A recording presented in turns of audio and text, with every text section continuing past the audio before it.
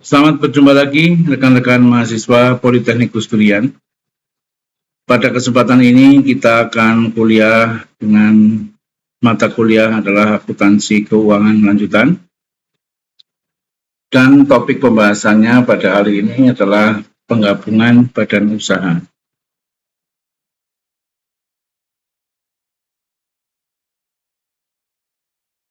Dunia usaha sekarang ini semakin lama semakin berkembang dan persaingan dalam jenis produk, mutu atau kualitas suatu produk maupun pemasarannya semakin ramai dan semakin ketat.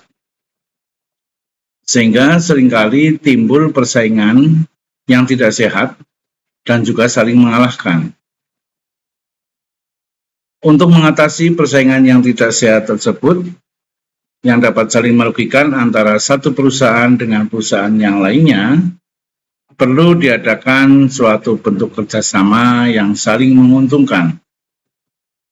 Salah satu bentuk kerjasama yang dapat ditempuh adalah dengan menggabungkan dua perusahaan atau lebih, baik yang sejenis maupun tidak sejenis menjadi satu perusahaan.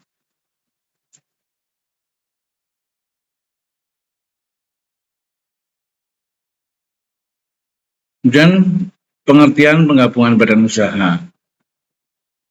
Penggabungan badan usaha atau business combination adalah penyatuan dua atau lebih perusahaan yang terpisah menjadi satu entitas ekonomi karena satu perusahaan menyatu dengan atau disebut dengan uniting with perusahaan lain atau memperoleh kendali, kontrol atas aktiva dan operasi perusahaan lain, atau dengan kata lain bahwa penggabungan badan usaha adalah usaha untuk menggabungkan suatu perusahaan dengan satu atau lebih perusahaan lain ke dalam satu kesatuan ekonomi sebagai upaya untuk memperluas usaha.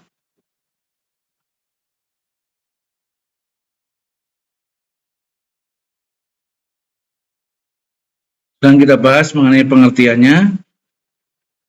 Menurut IFRS 3, penggabungan usaha terjadi sewaktu suatu perusahaan dibentuk sebagai entitas pelopor tunggal atas satu atau beberapa perusahaan yang diperolehnya. Dengan kata lain, penggabungan badan usaha atau business combination adalah meliputi suatu pembelian aktiva bersih, termasuk goodwill, dan suatu entitas lain, namun bukan sebagai suatu pembelian atas ekuitas perusahaan lain, atau bukan menghasilkan suatu hubungan perusahaan induk dan anak.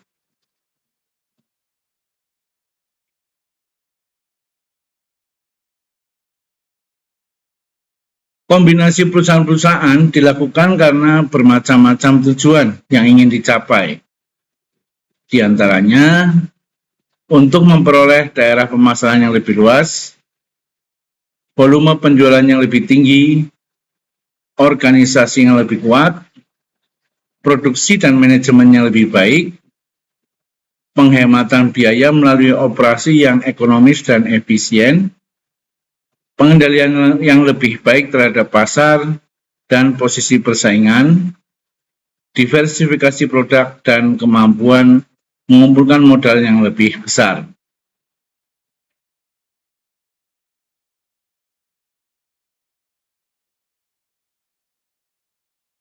Kemudian jenis-jenis penggabungan usaha. Sebelum kita bicara lebih banyak tentang merger, konsolidasi, akuisisi, serta contoh kasusnya, kita pahami dulu salah satu sebab mengapa perusahaan melakukan salah satu dari merger, konsolidasi, atau akuisisi. Ini merupakan pertanyaan yang mesti kita pecahkan dalam memahami ketiganya. Perusahaan melakukan satu di antara ketiga hal tersebut karena yang pertama memang sudah jenuh dengan kondisi sebelumnya. Maksudnya sudah jenuh dengan kondisi bisnisnya. Yang kedua adalah adanya keinginan untuk lebih punya capability dalam persaingan.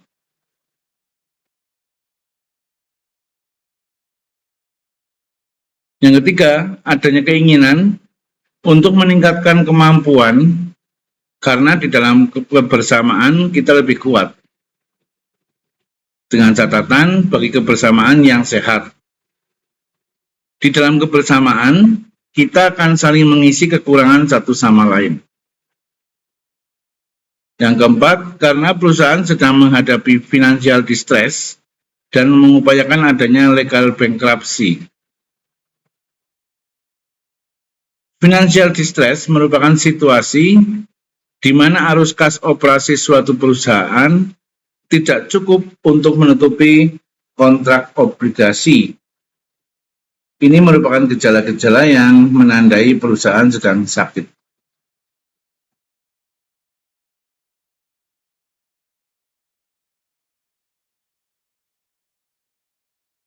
Kapan perusahaan dianggap sakit? Yaitu saat dia sudah dalam tahap bankruptcy atau bangkrut. Itulah saat perusahaan ini mengalami sakit. Jadi financial distress merupakan gejala sakit suatu perusahaan. Financial distress merupakan salah satu alasan perusahaan melakukan merger atau konsolidasi atau mereka merelakan perusahaan untuk melakukan akuisisi pada perusahaan lain. Kemudian kita akan bicara tentang bentuk penggabungan badan usaha apabila dilihat dari beberapa segi. Yang pertama adalah segi jenis usaha. Dari segi jenis usaha, perusahaan-perusahaan yang bergabung dibedakan ke dalam 3 macam bentuk sebagai berikut.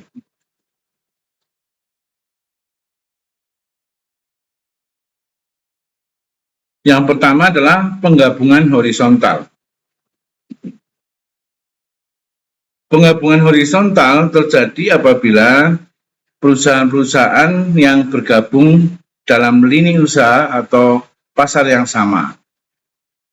Pada umumnya, motif yang mendasari terbentuknya penggabungan horizontal adalah dalam rangka mengurangi tingkat persaingan di antara perusahaan sejenis tersebut. Keuntungan lain yang diharapkan dari penggabungan horizontal di samping mengurangi persaingan, juga dengan adanya skala operasi yang lebih besar sehingga dapat dihemat berbagai macam biaya. Contoh penggabungan horizontal yang pernah terjadi adalah Delta Airlines ya, mengambil alih kendali rivalnya yaitu Western Airlines dengan biaya sebesar $787 juta. Ini terjadi di Amerika.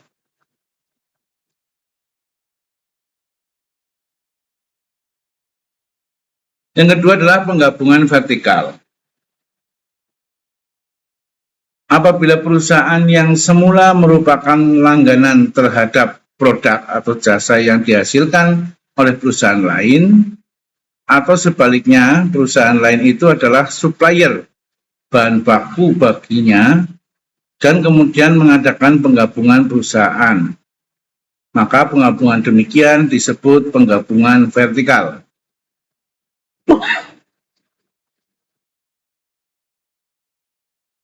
Motif penggabungan vertikal pada umumnya adalah di dalam rangka mendapatkan kapasitas atau kepastian pemasaran hasil produksi atau kontinuitas penyediaan bahan baku.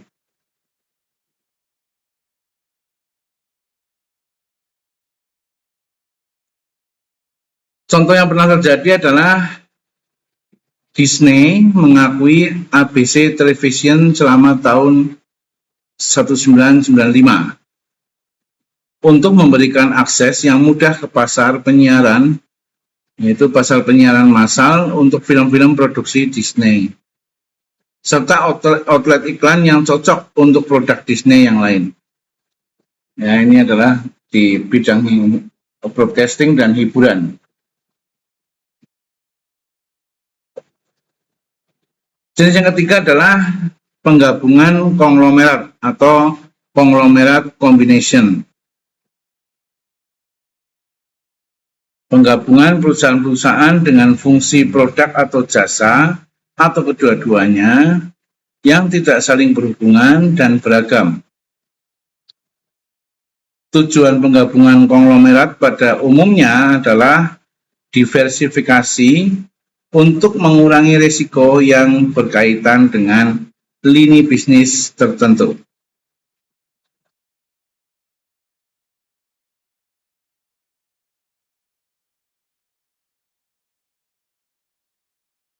Contohnya penggabungan ini, jenis konglomerat ini adalah Texas Utilities Company mengakuisisi Lufkin Concert Communication Company, sebuah perusahaan telepon lokal untuk mendiversifikasi ke bisnis telekomunikasi. Ini juga terjadi di Amerika Serikat. Kemudian yang B adalah dari segi kejadian hukumnya. Ya. Yang pertama, merger. Jenis penggabungan usaha di mana hanya ada satu dari perusahaan yang bergabung, yang bertahan, dan perusahaan lainnya dibubarkan. Aktifat dan kewajiban dari perusahaan yang diakuisisi dipindahkan ke perusahaan pengakuisisi dan perusahaan yang diakuisisi dibubarkan atau dilikuidasi. Setelah merger, operasi dari perusahaan yang dulunya terpisah sekarang berada di bawah satu entitas atau satu manajemen.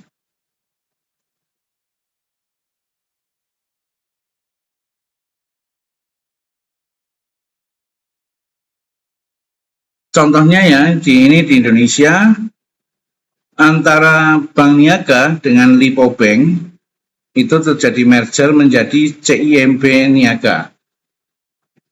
Saya yakin teman-teman pernah melihat ya, kalau dulu yang tahun-tahun 2000-an ini masih ada Bank Niaga dan Lipo Bank. Kemudian setelah tahun 2010 kelihatannya ini digabung menjadi merger menjadi CIMB Niaga. Kemudian yang kedua, penggabungan dari segi hukumnya adalah penggabungan konsolidasi. Penggabungan usaha di mana kedua perusahaan yang bergabung dibubarkan, serta aktifat dan kewajiban dari perusahaan-perusahaan tersebut dipindahkan ke perusahaan yang baru, ya, perusahaan yang baru dibentuk.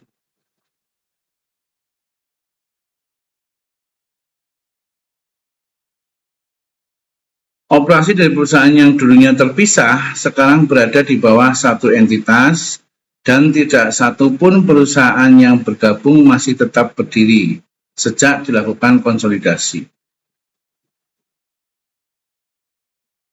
Contohnya adalah pada akhir tahun 90-an ya, ada merger antara atau konsolidasi antara Bank Bumidaya atau BBD, Bank Bapindo, Bank Dagang Negara, Bank Eksim. Ini dikonsolidasi menghasilkan namanya Bank Mandiri sampai sekarang.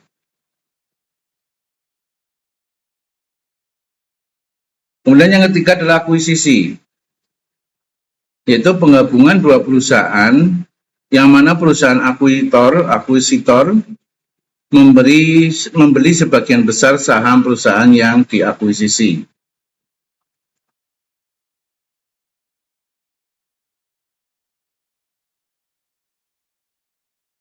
Sehingga pengendalian manajemen perusahaan yang diakuisisi berpindah kepada perusahaan akuisitor. Akuisitor adalah yang mengakuisisi. Sementara kedua perusahaan masing-masing tetap beroperasi sebagai suatu badan hukum yang berdiri sendiri.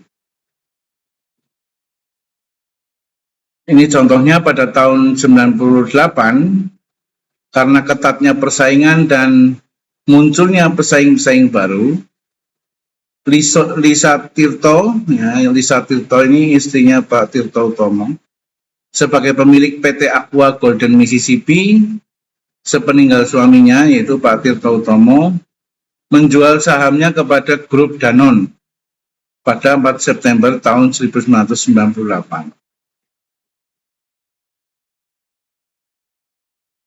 Akuisisi tersebut dianggap tepat setelah beberapa cara pengembangan tidak cukup kuat menyelamatkan Aqua dari ancaman pesaing baru.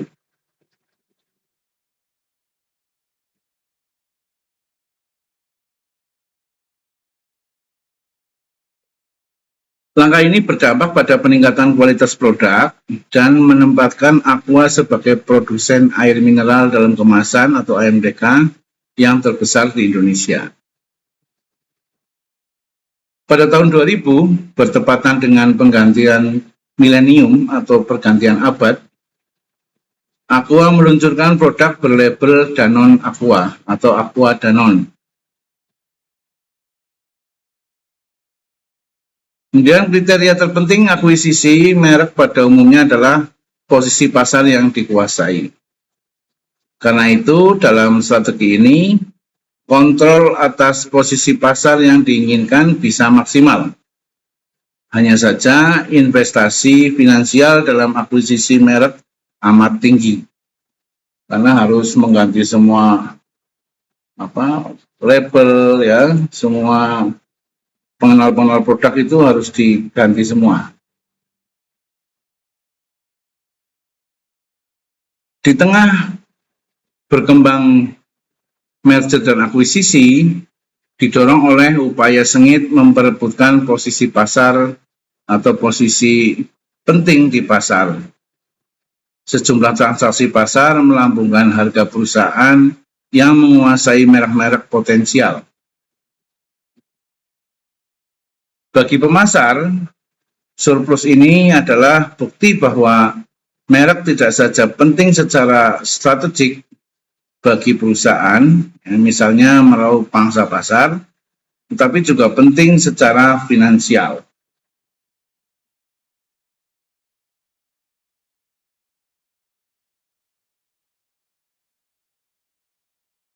Kemudian kita bicara mengenai metode akuntansi dan pelaporannya. Metode yang dipakai dalam penggabungan usaha ini terdiri dari yang pertama adalah metode pembelian atau disebut dengan purchase method.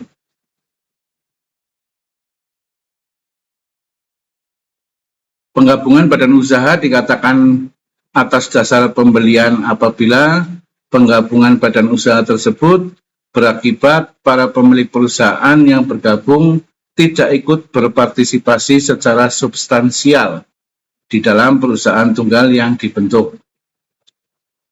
Selanjutnya, apabila suatu kombinasi usaha dianggap suatu pembelian, maka harta kekayaan yang diperoleh dalam transaksi penggabungan harus dicatat dalam buku-buku usaha yang memperolehannya atas dasar harga perolehan yang diukur dengan uang.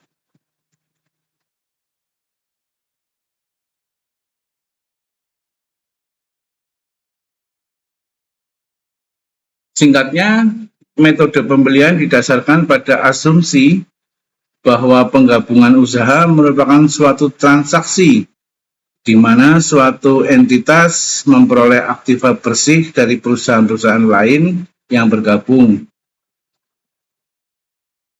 Berdasarkan metode ini, perusahaan yang memperoleh atau membeli mencatat aktiva yang diterima dan kewajiban yang ditanggung sebesar nilai wajarnya.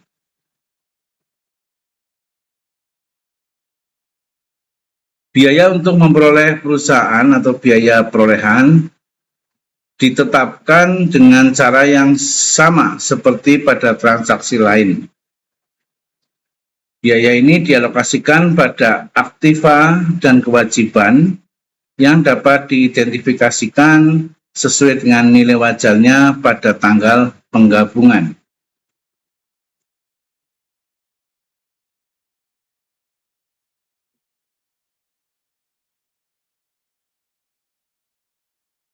Prosedur akuntansi penggabungan usaha metode purchase atau metode pembelian. Yang pertama, menyesuaikan nilai aktiva dan kewajiban milik perusahaan yang digabung sebesar nilai wajarnya. Yang kedua, mencatat transaksi penggabungan sebesar nilai investasinya atau biaya perolehannya. Yang ketiga, jika pengakuisisi mengeluarkan saham, maka nilai wajar saham tersebut sebesar harga pasar pada tanggal transaksi penggabungan. Keempat, bila hanya harga pasar tidak dapat digunakan sebagai indikator, maka diestimasi secara proporsional perusahaan pengakuisisi atau yang diakuisisi, mana yang lebih dapat ditentukan. Pilih salah satu ya.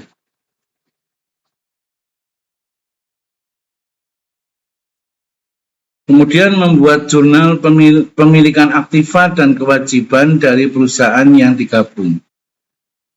Apabila terjadi selisih antara nilai investasi dengan aktiva bersih yang diterima perusahaan pengakuisisi, maka selisih tersebut dicatat ke dalam rekening goodwill pada kelompok aktiva.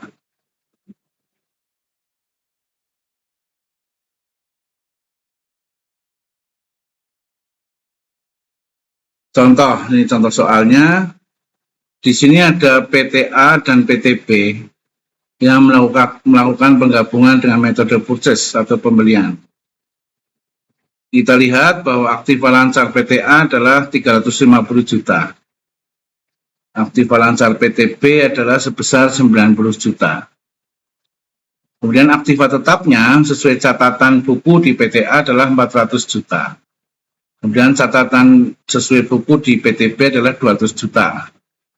Namun di PTB ini yang diakuisisi diulang nilainya kembali, direvaluasi aktiva tetapnya, sehingga dapat ditemukan nilai wajar aktiva tetap PTB hanya sebesar 100 juta.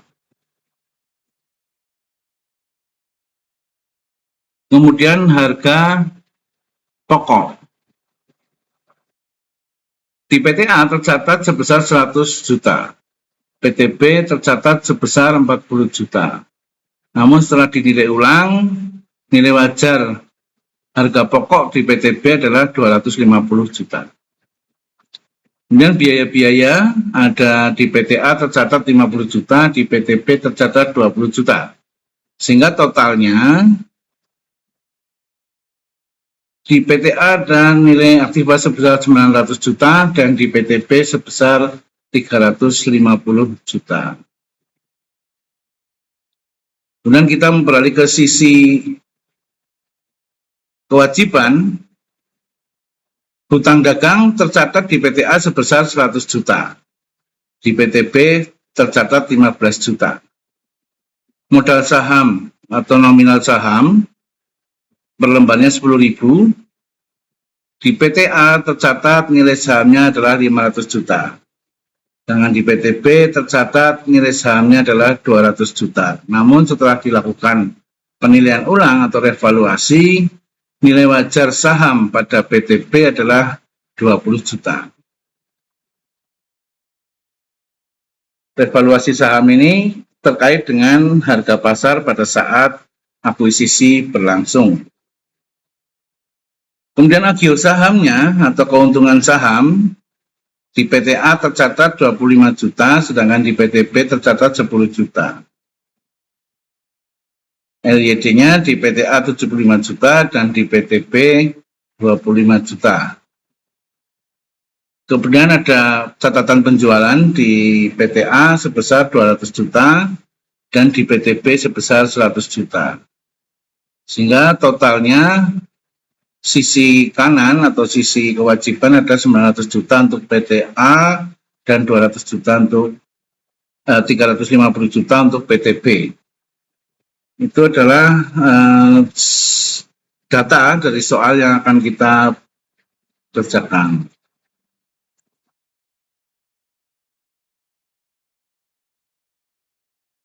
PTA berniat akan mengambil alih aktiva bersih milik PTB dengan cara mengeluarkan 18.000 lembar sahamnya dengan nilai nominal per lembarnya adalah 10.000 dan nilai pasarnya adalah 20.000. Biaya-biaya penggabungan yang timbul adalah sebagai berikut. Biaya kantor, biaya komisi ada 2.500.000, kemudian biaya akuntan ada 5 juta, biaya hukum 1 juta, biaya penerbitan saham 500.000, biaya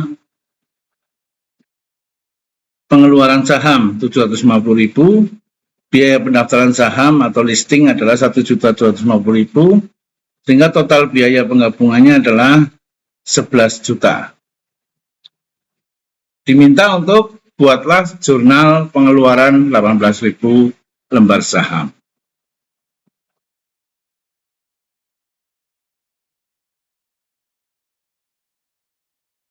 Maka kita kerjakan untuk jurnal pengeluaran 18.000 lembar saham. Investasi pada PTB sebesar 360 juta, yaitu dari 18.000 lembar saham dikalikan 20.000 harga per lembar saham. Kemudian di sisi kreditnya menjadi modal saham sebesar 150 juta dan agio saham atau keuntungan saham sebesar 180 juta. Kenapa terjadi seperti ini? Karena kita tahu tadi bahwa nilai saham dari PTA itu 10.000, tetapi harga pasarnya adalah 20.000. Sehingga selisih nilai dasar saham dengan nilai pasar saham adalah 10.000 per lembar. Dan ini dicatat sebagai keuntungan atau agio saham sebesar 18.000 dikalikan 10.000 yaitu 180 juta. Ini adalah jurnal untuk pengeluaran 18.000 lembar saham oleh PTA.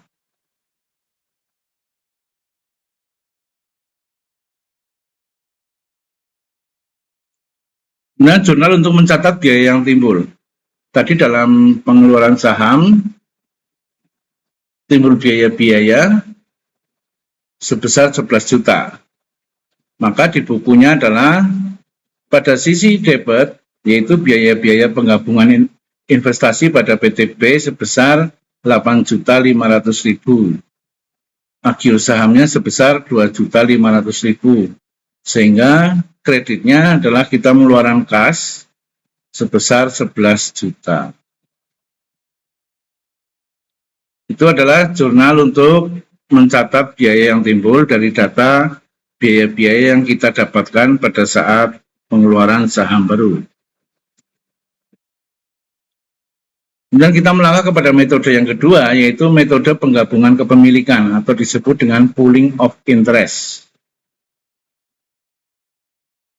Apabila suatu penggabungan usaha dianggap sebagai suatu pooling of interest, maka badan usaha yang baru dianggap sebagai kelanjutan dari semua badan usaha yang bergabung, baik dalam bentuk suatu badan usaha yang tunggal maupun sebagai induk perusahaan dengan satu atau beberapa anak perusahaan. Metode yang menggunakan nilai buku dalam pengalihan aktiva dan kewajiban yang dialihkan. Nah, metodenya yang dipakai adalah metode nilai buku.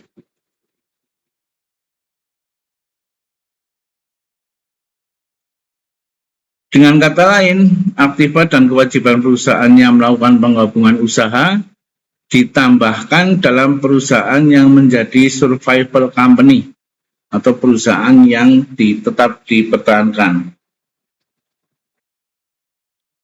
Oleh karena tidak ada selisih antara nilai pengalihan dan nilai buku, maka tidak terdapat objek pajak penghasilan. Prosedur akuntansi penggabungan usaha metode pooling of interest, yaitu yang pertama, semua aktifat dan kewajiban milik perusahaan yang bergabung dinilai pada nilai buku saat diadakan penggabungan. Jadi metode ini tidak memperhitungkan nilai pasar. Kemudian besarnya nilai investasi pada perusahaan yang bergabung sebesar jumlah modal perusahaan yang digabung atau sebesar aktiva bersih perusahaan yang digabung. Bila terjadi selisih antara jumlah yang dibukukan sebagai modal saham yang diterbitkan, ditambah kompensasi pembelian lainnya dalam bentuk kas ataupun aktiva lainnya, dengan jumlah aktiva bersih yang diperoleh, maka harus diadakan penyesuaian terhadap modal perusahaan yang digabung. Jadi misalnya ada selisih antara jumlah yang dibukukan sebagai modal saham yang diterbitkan, kemudian ditambah dengan kompensasi pembelian lainnya dalam bentuk kas ataupun aktiva lainnya dengan jumlah aktiva bersih yang diperoleh. Maka selisih ini harus diadakan penyesuaian terhadap modal perusahaan yang akan digabung, yaitu dengan cara ditambahkan atau dikurangkan, tergantung selisihnya minus atau positif.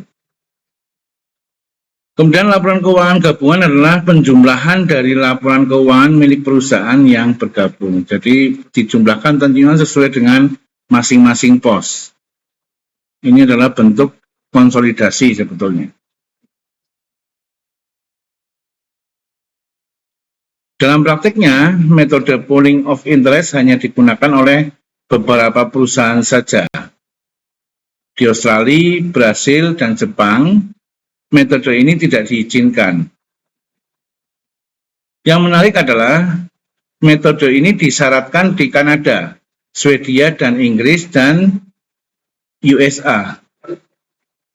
Dalam situasi tertentu, metode ini diizinkan dan diizinkan juga di sejumlah negara lain, seperti Prancis, Jerman, Belanda, dan Swiss. Kemudian di Indonesia bagaimana? Di Indonesia menurut IAS nomor 22 dan PSAK nomor 22 memberikan izin atas penggunaan pooling of interest method dan purchase method. Jadi di Indonesia dua-dua metode ini diizinkan. Sedangkan IFRS nomor 3 tidak lagi mengizinkan penggunaan pooling of interest method dan menyebutkan bahwa semua penggabungan usaha harus dicatat dengan menggunakan metode purchase atau purchase method.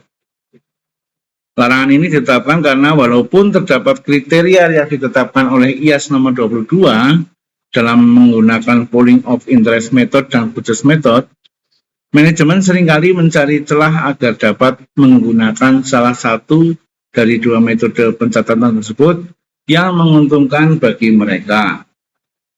Ya, jadi untuk menghindari siasat-siasat dari para pelaku usaha yang menggabungkan ini, IFRS melarang metode purchase atau pooling of interest. Ya. Tapi kalau perusahaan itu sama-sama perusahaan dalam negeri di Indonesia itu bisa menggunakan dua-duanya, karena menurut IAS nomor 22 itu diperbolehkan kedua metode ini.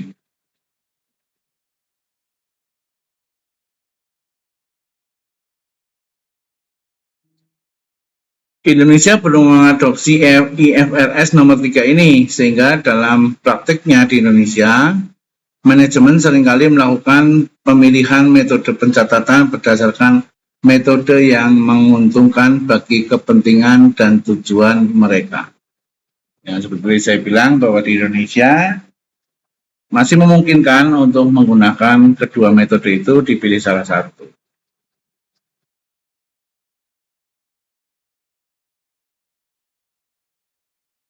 Saya kira itu yang bisa kita bahas pada kesempatan kuliah kita kali ini. Semoga bisa memberikan manfaat kepada teman-teman semua. Jangan lupa subscribe bagi yang belum subscribe. Kemudian like dan share kepada orang lain, siapa tahu apa yang kita bahas pada kesempatan ini bisa memberikan manfaat juga kepada yang lain. Juga kepada teman-teman mahasiswa Politeknik Usurian agar memberikan komentar di kolom komentar sebagai bukti kehadiran kuliah. Saya kira demikian. Terima kasih atas perhatiannya. Kita akan bertemu lagi pada kuliah-kuliah kita selanjutnya.